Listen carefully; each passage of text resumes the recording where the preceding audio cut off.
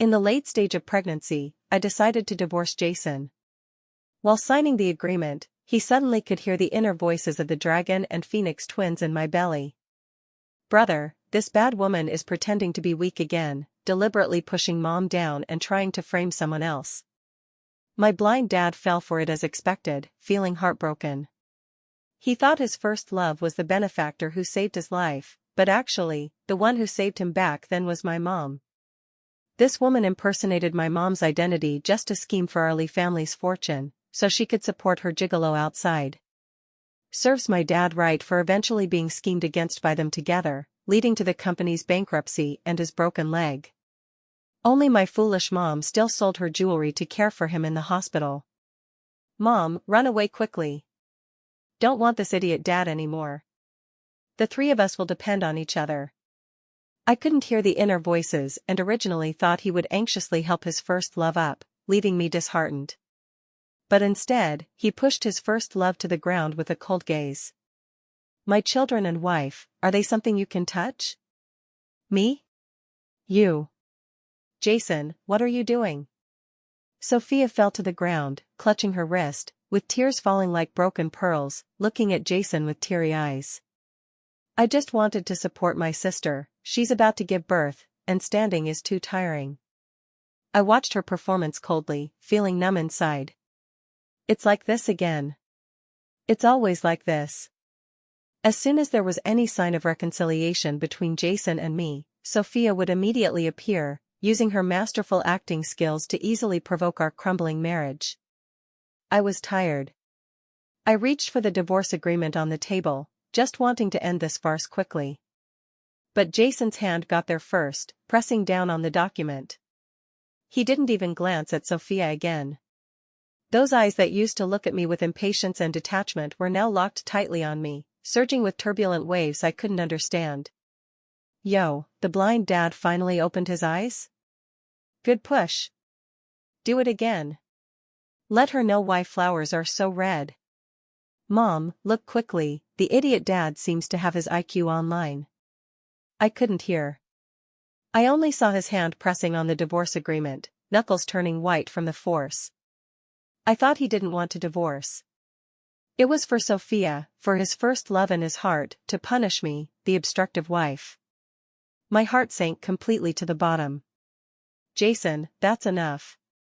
I spoke tiredly, my voice hoarse. Let go, I'll leave with nothing. His body shook, and the storm in his eyes seemed more intense. What nonsense are you talking? His voice actually carried a trace of panicked trembling. Mom, don't be afraid. If he dares to bully you, we'll hack his company. Brother, take it easy, we're still in Mom's belly and can't go online. Oh, forgot. Then after we come out, we'll Photoshop all his handsome photos into pig heads. Jason's face changed repeatedly, turning pale and flushed, finally looking like he was holding back laughter or getting angry. He released the agreement and instead grabbed my wrist tightly. Come home with me. His grip was strong, yet he carefully avoided my protruding abdomen. I was half forced by him to walk out. Jason. Sophia's sharp voice rang out from behind. My foot seems twisted, it hurts so much. If it were before, Jason would have immediately turned back and rushed to her anxiously. But this time, he only paused his steps without turning his head. My driver is outside, his voice as cold as ice, he will take Miss Sophia to the hospital. As for the medical expenses, I'll have my assistant settle them together. From now on, don't appear in front of my wife again. After saying that, he pulled me along without any further delay and walked out of that suffocating cafe. Sophia sat in place, her weak and pained expression instantly freezing into shock and ferocity. I was stuffed into the car by Jason. He leaned over to fasten my seatbelt, his movements gentler than I had ever seen.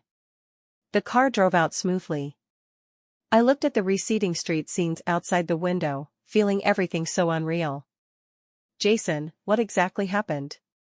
You sit first, don't move. As soon as we got home, Jason treated me like a rare treasure, carefully placing me on the sofa. Then, he started bustling about, pouring hot water, getting cushions, even digging out pregnancy snacks and placing them one by one in front of me. I frowned as I looked at him. This attentive appearance made me feel unfamiliar, even a bit uneasy. Humph, now he knows to be attentive? Too late. Exactly, Mom has been pregnant with us for so long, has he cared even once? Mom's morning sickness was all taken care of by Aunt Lucy. At that time, he was still accompanying that bad woman to watch the stars and the moon. Scumbag. Dog dad. Jason's hand holding the water cup suddenly shook, spilling a few drops of hot water on the back of his hand, instantly scalding it red. But he acted as if he didn't feel it, just staring at me fixedly, his eyes full of guilt and heartache. "I'm sorry," he said hoarsely. "Before, it was me who neglected you." I lowered my eyelashes without speaking. Could a single sorry erase all the hurt? When my morning sickness was at its worst, vomiting until the world spun, he was accompanying Sophia to celebrate her securing a small project collaboration. In the middle of the night, when my legs cramped and the pain kept me awake, I called him, but it was Sophia who answered, saying in a cloying voice, "Jason drank too much and is already asleep." Those days and nights of disappointment and heartache had long exhausted my enthusiasm. "Jason," I spoke calmly, "let's still talk about the divorce." "No divorce." He almost roared it out. After roaring, he immediately softened his tone, with a hint of pleading. "We won't divorce, okay? It was me who was a bastard, me who was blind before, give me another chance." Yo, he even knows he was blind. What's the use of just saying it, he needs to take real action. That bad woman hasn't been dealt with yet. She definitely won't let it go. That's right, what's that gigolo she keeps outside called? Seems like Harris? He's a fitness trainer. That Harris, every penny he spends was scammed from our Lee family. Jason's pupils suddenly contracted. He took out his phone, fingers tapping quickly on the screen, seemingly sending a message to someone. I watched his actions, sneering inwardly. Was he handling Sophia's mess again? Or comforting his first love? I stood up, not wanting to see this glaring scene anymore. "I'm tired, I want to rest in the room." He immediately put away his phone and followed nervously. "I'll support you." "No need." I shook off his hand and walked straight to the bedroom. He stiffened in place, his tall figure under the light appearing somewhat at a loss and desolate. I closed the door, shutting him out. Leaning against the door panel, I slowly slid to the ground, tears finally falling uncontrollably. Why? Why give me this bit of false gentleness when I'm about to give up? "Jason, what exactly do you want?" The next day, when I woke up, Jason was already not at home. Good, saves the mutual annoyance.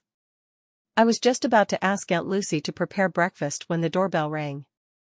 Aunt Lucy opened the door, and outside stood Jason's special assistant, Jack. "Madam," Jack respectfully handed me a file bag. "This is what Jason asked me to give you." I took it puzzled.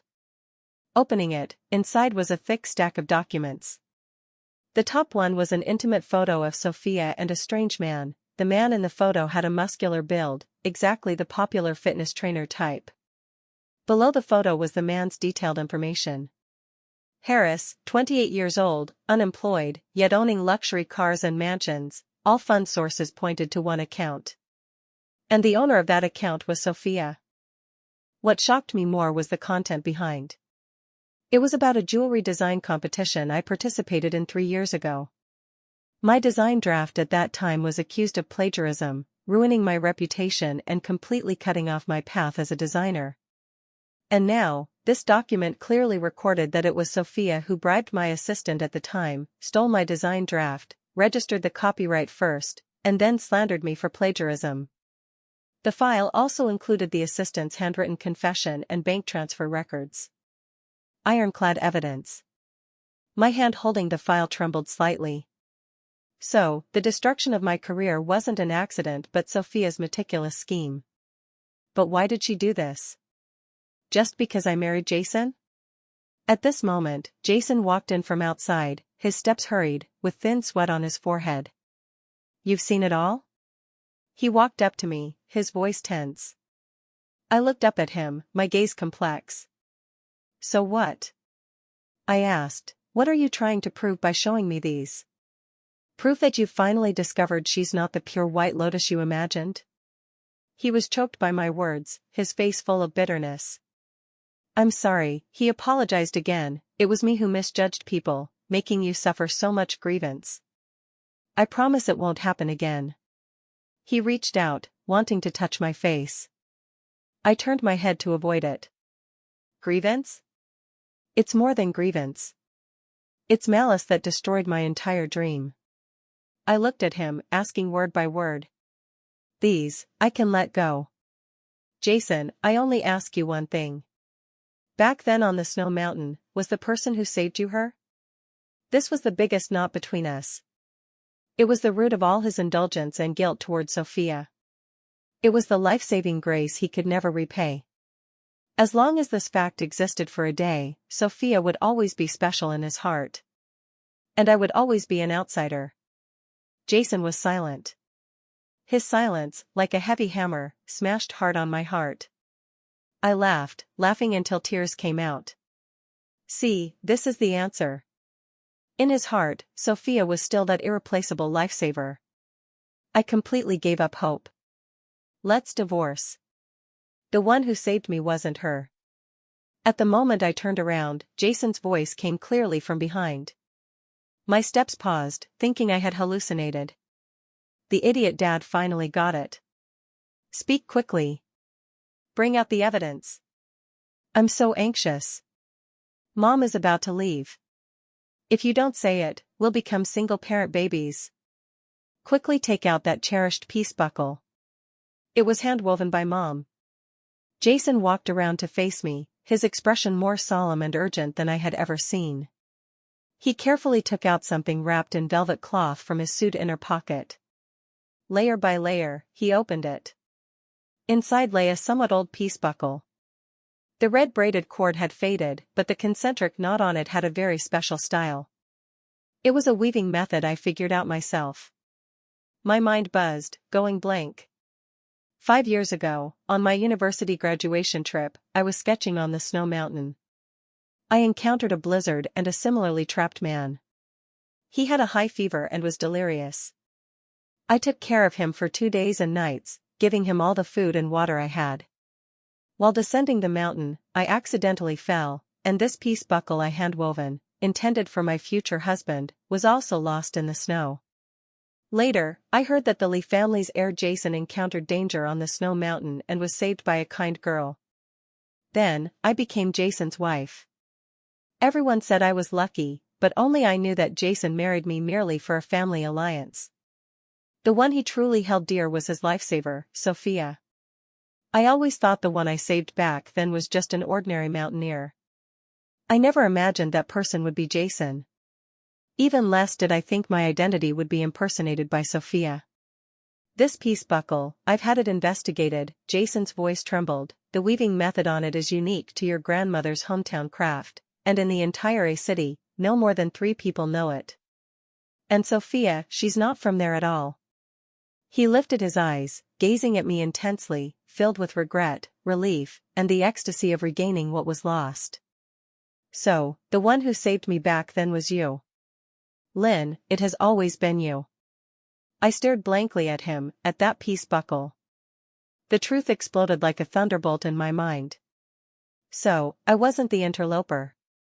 So, the object of his gratitude had always been me. So, all the misunderstandings and barriers between us stemmed from a deliberate impersonation. I always thought he didn't love me. But he just loved the wrong person. I covered my mouth, tears bursting forth. The cold treatment and grievances over these years found an outlet at this moment. It wasn't lack of love. Just misrecognition.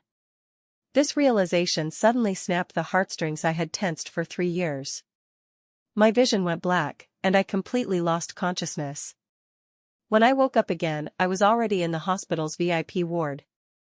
Jason was guarding the bedside, his eyes full of red bloodshots, and blue stubble emerging on his chin.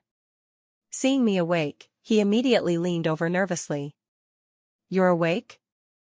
Anywhere uncomfortable? Mom's awake. Scared the baby to death. The idiot dad can be considered to have made up for it, guarding for a day and night. Humph, that's more like it, otherwise, we really wouldn't want him. Jason's expression became somewhat subtle because of the baby's inner voices. He held my hand, placing it to his lips for a gentle kiss. The doctor said you just got too emotional, plus fatigue and late pregnancy, causing the faint. The babies are fine. When he said the babies, his tone was filled with a strange gentleness and awe. I looked at him, my mood complex. The truth was out, but those hurts couldn't be easily smoothed over with a single sorry. Jason. I withdrew my hand. Sophia, how do you plan to handle her? I looked at him calmly. This was my pledge of allegiance, and also my test. If he still had half a bit of pity for Sophia, then between us, it would really be over. Jason's gaze instantly turned cold.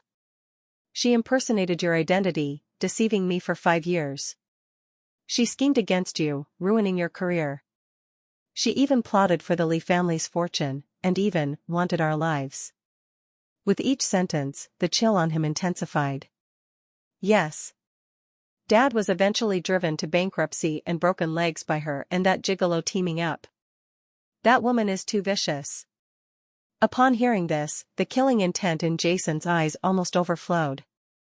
I won't let her go, he said resolutely. She and that Harris embezzled public funds, engaged in insider trading. I've had the legal team prepare the evidence. They'll spend the rest of their lives in prison. Hearing this outcome, the big stone that had blocked my heart for years finally fell. I looked at him. This man I had loved for years, and resented for years. Now, he had finally cleared his eyes and returned to my side. Jason. The divorce agreement. I paused, let's put it aside for now. He was stunned, then immense ecstasy swept over him. He pulled me into his arms, with such force as if to meld me into his bones and blood. Thank you, wife. His voice choked, warm liquid dripping into my neck. Yay. Dad and Mom reconciled. I said the idiot dad could still be saved. Then after we come out, should we be nicer to him? Depends on his performance. I leaned in his arms, listening to his strong heartbeat, feeling the baby's excitement in my belly. I couldn't help but smile. Perhaps, I should give this idiot dad, and our family, a chance. Jason, please, can you see me one more time? Sophia's call came as expected. Jason put it on speaker, his cold male voice without a trace of warmth. There's nothing to see between us. No. Jason, listen to my explanation. Everything isn't as you think. It's Lynn. She framed me. Sophia's voice was shrill and frantic. She's jealous of me. She's jealous of how nice you are to me. That's why she fabricated that evidence. Sitting nearby, I was calmly peeling an apple when I heard this, and I nearly burst out laughing. Is this woman crazy? Still trying to shift the blame to Mom now? Has her brain been kicked by a donkey? Jason glanced at me, his eyes carrying comfort and a hint of indulgence. He sneered at the other end of the phone. Forged? Sophia, do you take me for a fool? Every transfer record between you and Harris, every hotel record, do you think they can all be erased? And, 5 years ago on the snow mountain, you don't even know what brand of jacket I was wearing, yet you dare say you saved me? The other end of the phone instantly went dead silent. After a long while, Sophia said in a venomous voice, as if crawling out from hell.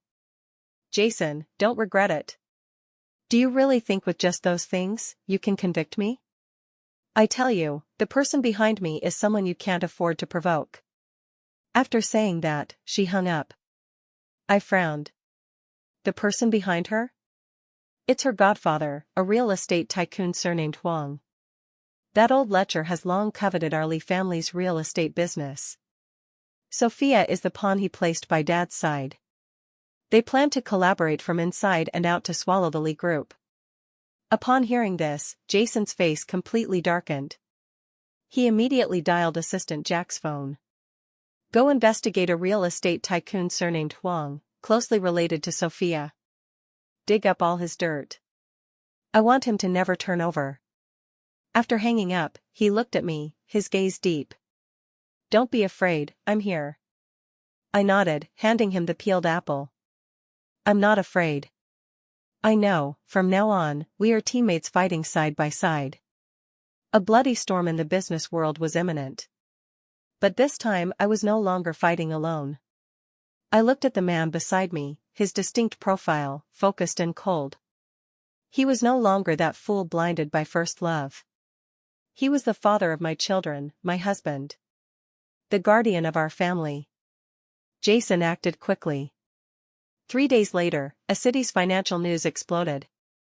Huang's real estate suspected of tax evasion, illegal fundraising. Chairman Howard has been taken away by police for investigation. In the news footage, that real estate tycoon who was still high-spirited yesterday was now in handcuffs, ashen-faced, being escorted into the police car. And on the background board behind him, photos of him intimately with different women in various occasions were looping. The most eye-catching photo was the one of him and Sophia at the yacht party. Sophia wore a revealing bikini, coiled around Howard like a beautiful snake. Whoa, major social death scene. This old lecher is done for, Sophia can't escape either. Dad's move of pulling the rug out is beautifully done. Jason turned off the TV and sat down beside me. All resolved. His tone was flat, as if he had just done something trivial. But I knew how much effort he put in these days to topple a deeply rooted local snake like Howard. I picked up the remote and switched to a prenatal music channel. What about Sophia? I asked. With Howard down, her biggest backer is gone. Jason picked up the bird's nest in front of me, stirred it with a spoon, tested the temperature, then fed it to my mouth. Her and Harris's embezzlement case has solid evidence, trial next week. Waiting for them is at least over 10 years in prison. I opened my mouth, swallowing the bird's nest he fed. Sweet and silky, warming my heart. That's good. An era has completely ended. The era belonging to Sophia. Next is the new era belonging to me and Jason, and our babies. The ward door was knocked. Aunt Lucy pushed the door in, followed by 2 men in suits. Sir, madam, the Sue family has come. Jason and I exchanged a glance. They're here. Sophia's parents. Those 2 extreme parents who treated selling their daughter as a lifelong career. Jason. As soon as Sophia's mom walked in, she lunged at Jason, ready to put on a show of crying, screaming, and threatening suicide. Jason calmly sidestepped her, leaving her lunging at thin air and nearly falling over. Aunt, please respect yourself. His tone was distant. I have no relationship with your daughter. Sophia's dad supported his wife, looking at Jason with a pained expression. Jason, how can you be so heartless? Sophia has been with you for 5 years anyway. In these 5 years, how much she sacrificed for you, have you forgotten? What did she sacrifice? Time to sleep with me? Or energy to find a gigolo outside? These 2 old things have skin thicker than city walls. Jason's face turned colder because of the baby's inner voices. I put down the book in my hand and spoke slowly. Have you forgotten who accepted the Lee family's $5 million check back then, personally promising to keep your daughter away from Jason? Sophia's parents' faces instantly turned pale. What nonsense are you talking? Sophia's mom pointed at me, her fingers trembling. When did we ever receive money from the Lee family? I smiled. Didn't receive it? I looked at Jason. Husband, I remember you have a recording, right? Jason nodded cooperatively, took out his phone, pretending to play it. Don't.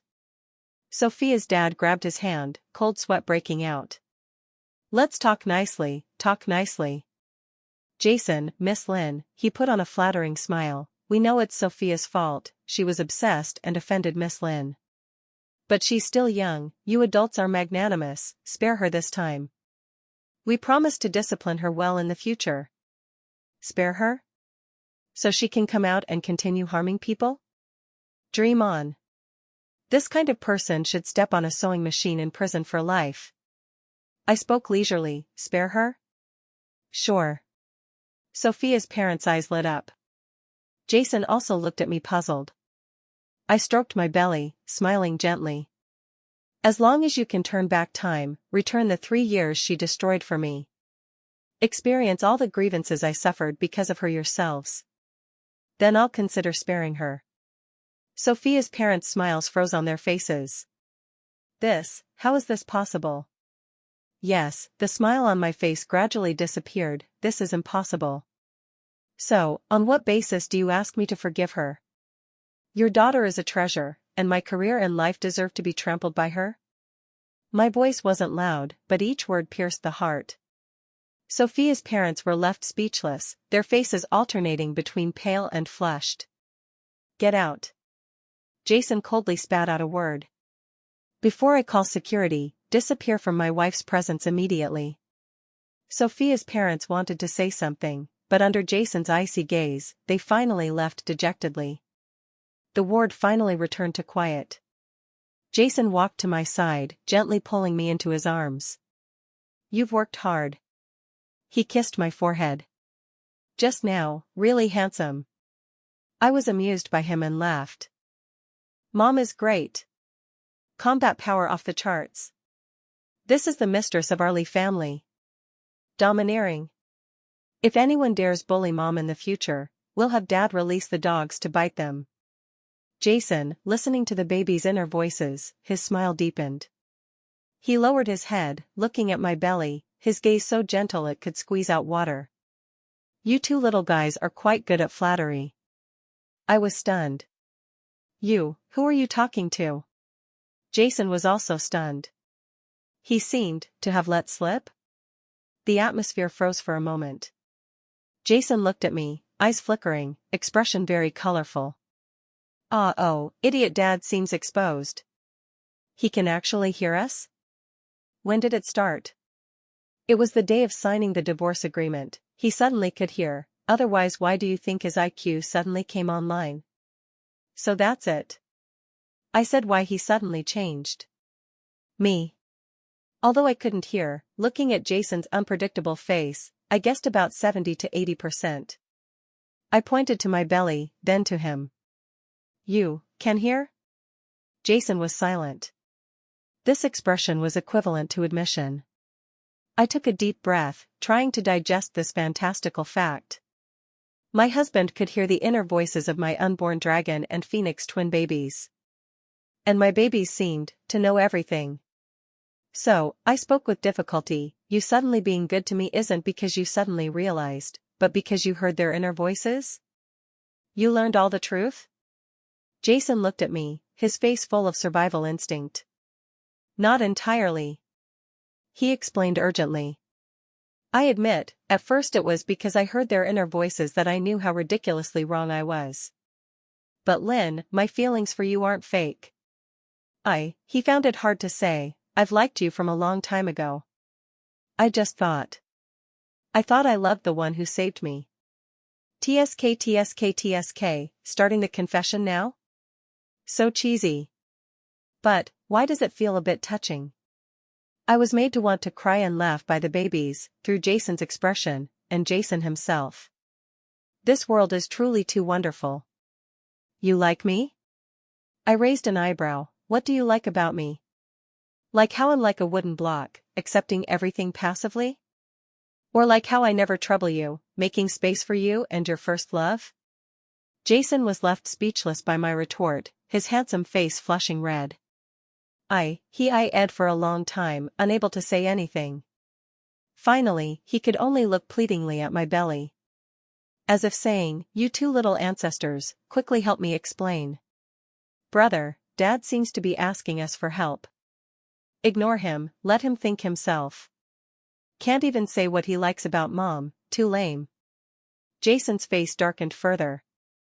Looking at his deflated and helpless appearance, the last bit of depression in my heart dissipated. I reached out and pinched his face. All right, not teasing you anymore. For the baby's sake, I'll forgive you this time. However, I changed tone, death penalty spared, but living punishment hard to escape. From today, you're the exclusive servant for us mother and two. On call, hardworking without complaint, any problem? Jason was stunned for a moment, then a brilliant smile bloomed on his face. He nodded vigorously, like a big golden retriever getting a bone. No problem. Guarantee to complete the task. Since Jason was exposed, our family's style became somewhat weird. For example, in the middle of the night, I wanted to eat the hot and sour noodles from that shop in the south of the city. I hadn't spoken yet, just thought in my mind. I really want hot and sour noodles, the kind with extra numbness, spice, and vinegar. Mom wants to eat. Dad, go buy quickly. The next second, Jason, who was sleeping soundly beside me, would immediately spring up from the bed. Wife, you want hot and sour noodles? I'll go buy right away. Then, ignoring that it was 3 a.m., he put on clothes and rushed out. Another example, during prenatal checkup, the doctor said I was a bit iron deficient. I hadn't had time to figure out how to supplement. Iron deficiency means eat more pig liver and spinach. But pig liver is fishy, spinach is astringent, Mom doesn't like them. What to do? Babies need nutrition. Idiot dad. Think of a way quickly. Time to show your value. So, that evening, on our dining table appeared a dish of pig liver spinach soup that was colorful, fragrant, flavorful, completely without fishiness or astringency. Jason, with 2 dark circles, looked at me with a face seeking credit. I consulted a Michelin 3-star chef, researched all afternoon to make it. Try it, guaranteed delicious. Such things were countless. Jason almost became the roundworm in me and the baby's bellies. No, he was more powerful than a roundworm. He became the exclusive wish-fulfilling machine for me and the babies. From initial shock, to later habit, to now, taking it for granted.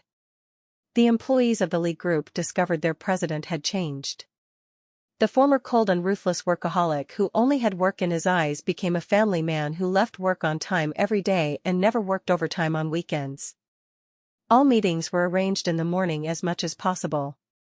All social engagements that could be pushed were pushed. Occasionally for unavoidable ones, he would bring me along. Then, under the jaw-dropping gazes of business partners, he peeled shrimp for me, served dishes, caring meticulously. Some privately joked that Jason had been bewitched. Upon hearing, Jason just smiled faintly. I'm just making up for the mistakes I made in the past. My wife and children are more important than any business. When these words reached my ears, my heart felt like soaked in warm water, soft to a mess. The due date was getting closer.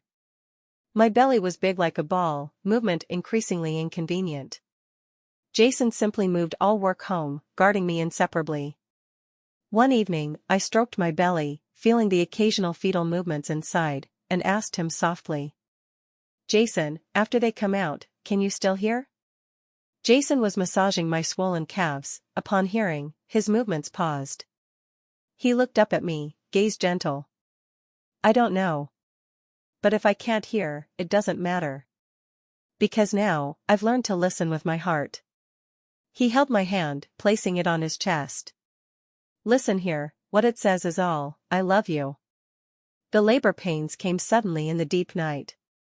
Jason was more nervous than me. When holding me rushing to the hospital, his hands were shaking. The whole hospital was alerted. The best obstetricians and midwives team were already on standby.